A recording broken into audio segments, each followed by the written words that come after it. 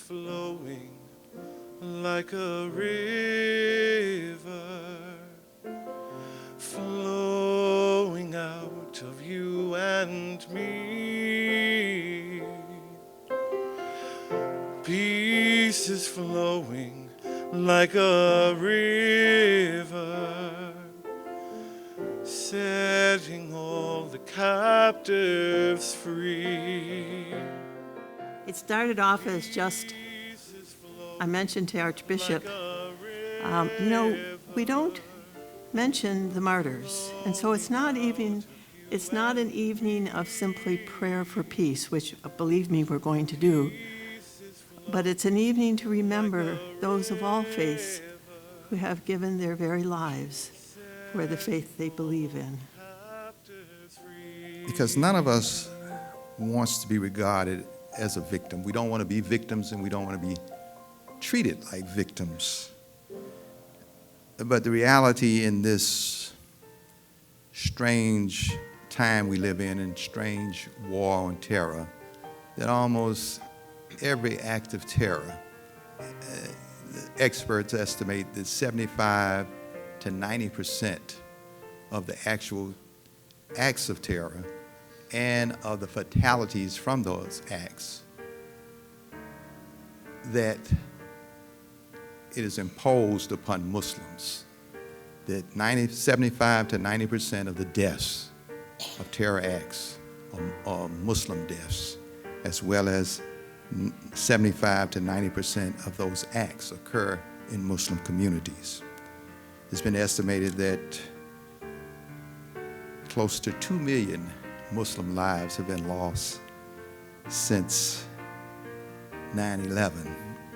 My mind goes to Thich Nhat Hanh, who was a Vietnamese Buddhist. He lived during the Vietnam War, and during that war he was in Vietnam, and his monks were campaigning for peace. And many of them were just killed at the roadside. They'd been made to kneel down and be shot at the roadside. His response to that martyrdom is what I would regard as the response of the Buddhist faith to martyrdom. He continued to work fearlessly for peace. He continued to work fearlessly for justice. After the war was over, he brought the two sides together, and he had reconciliation conversations, long and deep reconciliation conversations. Ultimately, many of you probably know he was nominated for the Nobel Peace Prize by Reverend Dr. Martin Luther King. So that is the spirit in which Buddhists recognize martyrdom and see the path forward. El Maleh Rachamim,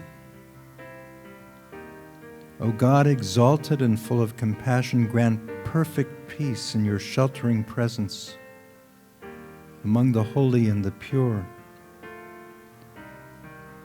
to the souls of all those who were slaughtered and slain throughout the world, in the lands of Europe, in the Holy Land, from the enemies who slaughtered our own loved ones here in the United States,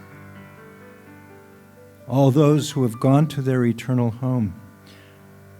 God of mercy, we beseech you, shelter them in the shadow of your wings forever, and may their souls be bound up in the bond of everlasting life. For you, God, are their portion.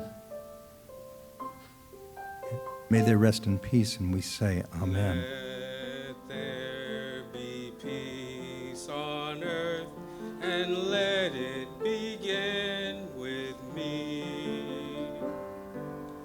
Let there be peace on earth, the peace that was meant to be, with God our Creator, family all are we. For me, a martyr is not only death by execution because you defended your faith, but punishment by the powers that be.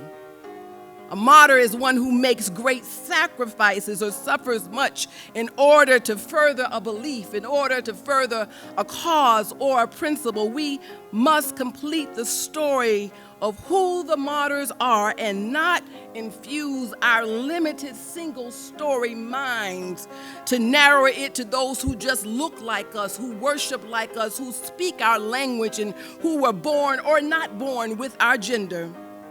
For me, in the African Methodist Episcopal Church, our martyrs are the Reverend Clementa Pinckney, Cynthia Hurd, Reverend Sharonda Coleman Singleton, Tawanza Sanders, Ethel Land, Susie Jackson, DePayne Middleton Doctor, the Reverend Daniel Simmons, and Sister Myra Thompson, the Charleston Nine who were gunned down on June 17, 2015 at Mother Emanuel African Methodist Episcopal Church.